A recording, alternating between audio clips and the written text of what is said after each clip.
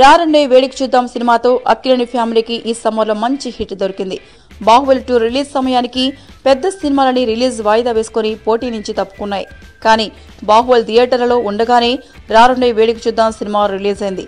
Family entertainer కావడంతో మంచి కలెక్షన్లే వస్తున్నాయి. దీంతో అక్కినేని కుటుంబానికి వరుసగా 2 హిట్ ఇచ్చిన ఖ్యాతి డైరెక్టర్ కురసాల కళ్యాణకృష్ణకు దక్కింది. నాగార్జున హీరోగా నటించిన సోగ్గాడ చిన్ని నాయన సినిమాతో డైరెక్టర్ గా కళ్యాణకృష్ణ ఇండస్ట్రీలోకి రంగ ప్రవేశం చేశాడు. ఈ సినిమా డీసెంట్ హిట్ కావడంతో నాగార్జున వెంటనే కళ్యాణకృష్ణకి రెండో ఛాన్స్ ఇచ్చాడు. నాగ చైతన్య హీరోగా తీసిన రారండే వేడికి చూద్దాం సినిమా బాక్స్ ఆఫీస్ వద్ద కలెక్షన్ రాబట్టడంతో పాటు చైతు నటనకు మంచి పేరు తేవడం ఫ్యాన్స్ కి ఆనందం కలిగించింది.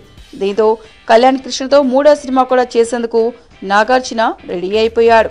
సోగ్గాడి చిన్ని నాయనలో బాగా క్లిక్ అయిన బంగారాజు ప్రధాన పాత్రధారిగా సినిమా తీద్దామని డిసైడ్ అయ్యారు.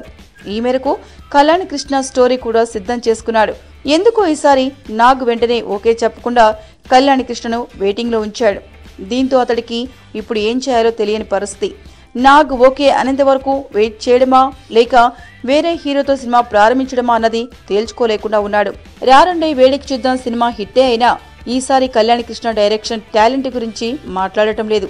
అదీకాక సినిమా రివ్యూలో కూడా ఫస్ట్ హాఫ్ సాగతీతతో ఉన్నట్టు నెగిటివ్ కామెంట్స్ వచ్చాయి. దీంతో వేరే హీరోతో సినిమా కమిట్ అవ్వాలన్నా పక్కా స్క్రిప్ట్ సిద్ధం చేస్తే తప్ప ఓకే చెప్తారన్న గ్యారెంటీ లేదు. సో అటా ఇటా అన్నది ఈ యంగ్ డైరెక్టర్ కి క్లారిటీ రావడం లేదు. ఏంటండి వీడియో నచ్చిందా? అయితే ఓ లైక్ వేసుకోండి, లేదంటే ఓ కామెంట్ చేయండి. ఎప్పటికప్పుడు మా వీడియోస్ చూడాలంటే సబ్స్క్రైబ్ చేసుకోండి.